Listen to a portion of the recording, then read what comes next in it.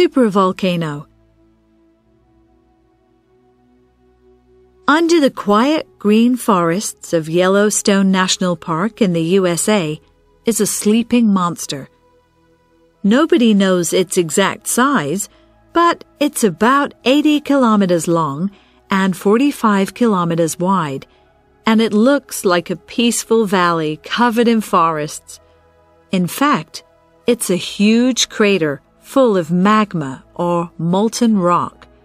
If it erupted, the explosion would be bigger than 1,000 atomic bombs. Scientists call it a supervolcano. Volcanoes don't often cause damage over a wide area, but the eruption of a supervolcano would be a global disaster. It would destroy everything within 1,000 kilometers. Lava would cover an area as big as Europe. The explosion would be so strong that it would cause earthquakes, tsunamis, and hurricanes. The hot lava would start forest fires all over North America. People in the rest of the world wouldn't escape the destruction. The supervolcano would pollute the atmosphere with billions of tons of ash and dust. The wind would blow this pollution around the world, and we would enter a volcanic winter. When the ordinary volcano Tambora in Indonesia erupted in 1815, it produced the year without a summer of 1816. There was so much dust in the atmosphere that even in Europe, people didn't see the sun for several weeks that year. A supervolcano would be much worse.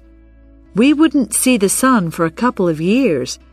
Temperatures would fall by up to 15 degrees Celsius in North America and 3 to 5 degrees Celsius worldwide. Food production would stop because plants wouldn't grow and animals would die. Famine and wars would follow. If the monster under Yellowstone woke up, it would be the end of life as we know it. And it isn't the only one. There are supervolcanoes in California, near Naples in Italy, in Indonesia, and in New Zealand. But could it really happen? Scientists at Yellowstone don't think it will happen soon, but it has erupted before. In fact, it usually erupts every 600,000 years, and the last eruption was 640,000 years ago.